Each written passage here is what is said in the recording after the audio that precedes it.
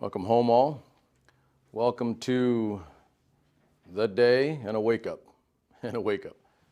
for tomorrow. And so we are on the Monday prior to the Tuesday where we get to exercise our rights to vote and express not just our opinion, our belief, our voice, but also express as a country and as a people our belief in democracy and free and fair elections. So that's tomorrow morning, and we've had, a lot of time and shows on 10 Minutes of Truth going back to when we first began this format and this show process back prior to the summer, back early within the first month or two of the pandemic, the coronavirus and its affliction of our country. And, and I've said my piece, up until this point. And so this 10 Minutes of Truth prior to Election Day tomorrow is, the last 10 Minutes of Truth for me prior to an election where we find out, who is or isn't, our president going forward. And I've done a lot of thinking, a lot of soul searching, and my soul searching isn't an overnight, unilateral one thing. It is a process and a long, arduous, and comprehensive, nuanced, and thoughtful practice of thinking on what it is I feel, what I see, what I know, what I believe, and what I choose to put out in this format here for all to see. I will say this, and I do feel it's easy for me. I've never had issue with speaking and saying what it is I believe or don't believe and what I am for or against. I've never had that problem. I'm pretty simple that way. However, not all can, and that's not a bad thing. It's just who you are. Not all can do that or will do that. And definitely not for posterity's sake, and definitely not for many, many, many people to view. And over the time that we've done these shows, some of these shows have gotten in excess of 10, 20, 30,000 views in other locations in other parts of the country. Hundreds or thousands and sometimes tens of thousands have viewed these shows. And obviously that, that makes someone, make you happy, right? That you got people watching. But for no other reason, I don't do my shows for views. I don't do my shows to try to please people so they'll watch and some type of performative art that I need, affirmation from anyone to make me feel good about what I do. And that's another thing I've never had an issue with or a problem. I do what I feel is right. And I don't rely on emotion. I rely on reason and an intellectual process in which I bring out what I feel. Then it's for you to decide. It's quite literally like a book where an author writes a book and puts down thought and then puts it out, lets others read it.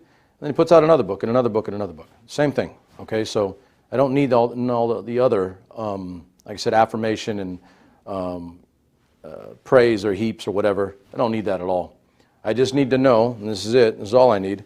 I need to know that what I felt at this time, what I believed in this time, where I was at in my life, watching a country, my country, a country that I love, deep into my bones, deep to my core, watching as a country just absolutely went haywire, and not overnight, but over days, weeks, months, some years, and here we are.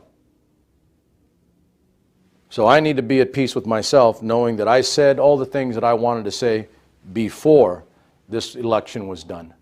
Before this election was done. And with some reservation, I feel like I've gotten most of it out. Some of you may not have liked it. Some of you may have disagreed with it. But you'll never look me in the eye and tell me that I didn't speak my piece and speak my truth. Because I always do. And I put it out for everybody to see because I have nothing to hide.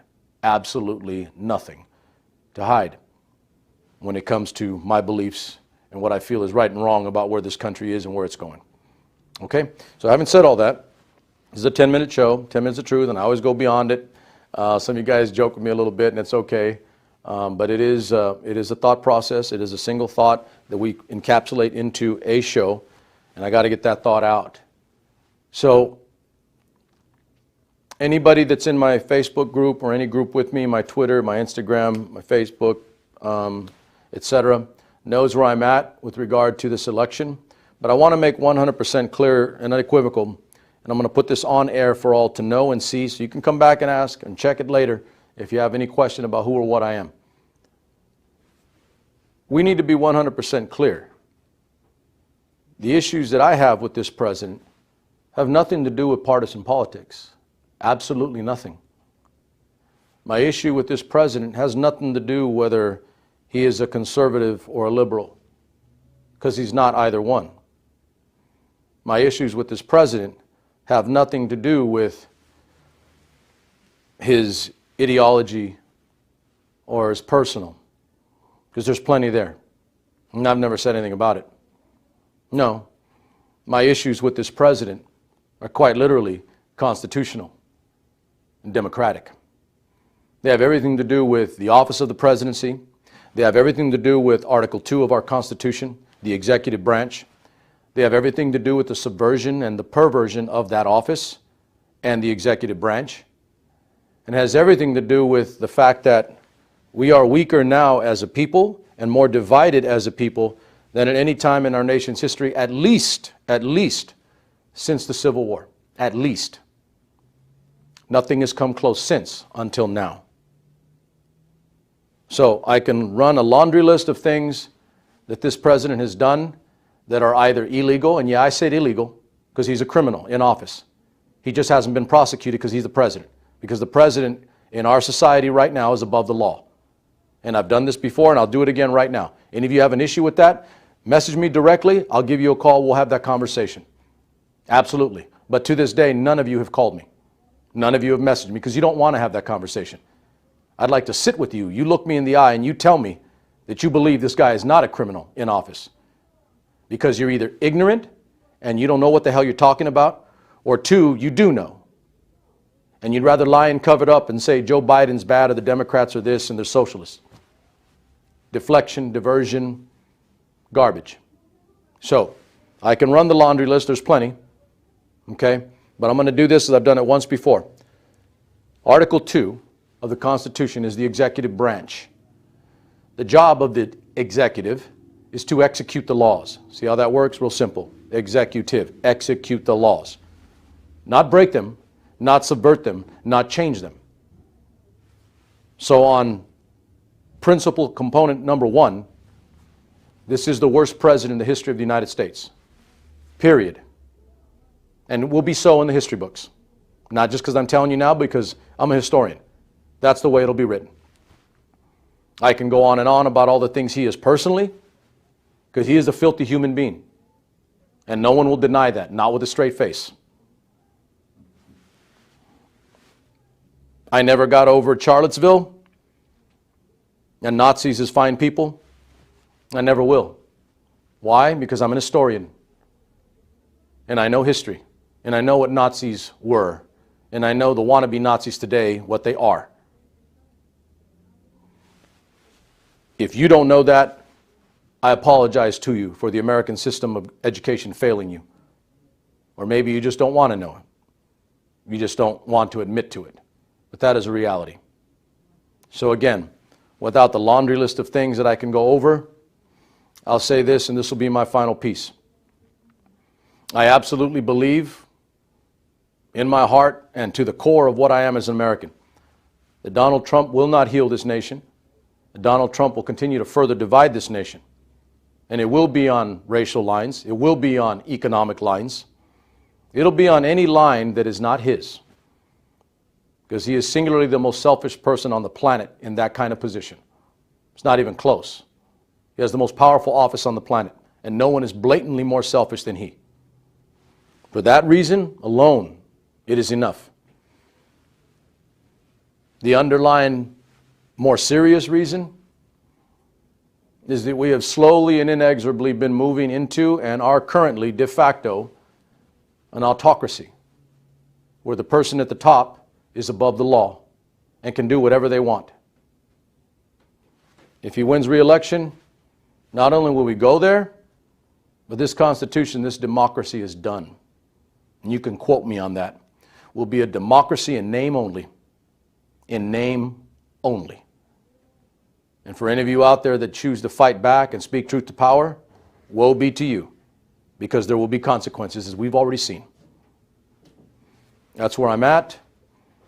As usual, if any of you have argument or discussion, lucid intellectual discussion to have with me on these matters, I'm easy to get.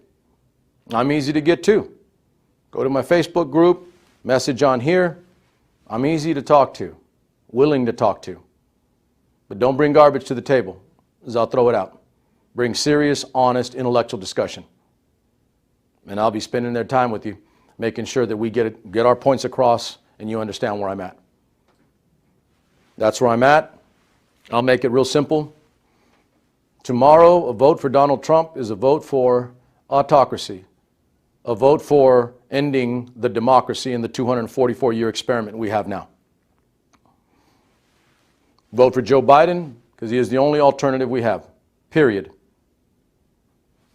You may not like it, you may not like him, but I'll say it, at least with Joe Biden, we won't be a third world dictatorship going forward.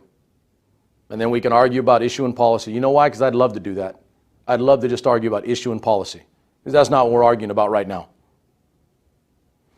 Let's get back to something that is normal, and yeah, I did say that. Normal in the sense that you keep politics here and you keep your personal relationships over there. Stop breaking up families and dividing this country. That's where we go. And for the record, Biden is the only one that has said that he will actively work to heal this country and bring us together. Donald Trump has never said such and never will, because he has no intention to. Vote Biden for democracy. Vote Trump, autocracy. That's my piece to you tonight. Get out and vote. I want all of you to get out and vote. And if that's the way the chips fall, then so be it. Whichever way they go, I really don't care. If everybody gets to vote. If everybody gets to vote. That's my piece. I'll be with you later in the week after this mess is sorted out.